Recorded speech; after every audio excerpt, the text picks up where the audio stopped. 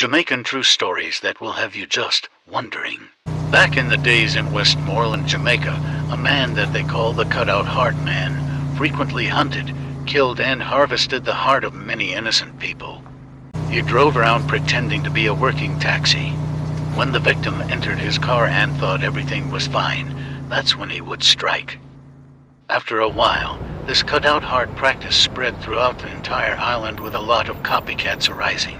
As a child, a young lady's cousin was murdered in the exact same way, and because of that, she and her siblings weren't allowed to leave the house. Follow Jamaican True Stories. People were afraid to walk, but not only that, during that same time there was a spiritual warfare going on. They used to have a coffin just stop anywhere on the road, asking for people by names. The residents believed that was Obia. It got to a point where a John Crow was always sitting on the top of the coffin. That's how a young lady's ankle got sprained one evening when she saw a car coming, and was afraid that it was the Cutout Heart Man. She started to run in the other direction back to her yard, and suddenly what she thought was a car passed her. That's when she saw the John Crow on top of the coffin, asking for a man named Tom Brown.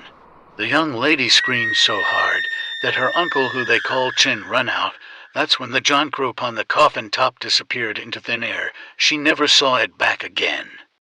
Like, follow, and share for more Jamaican True Stories.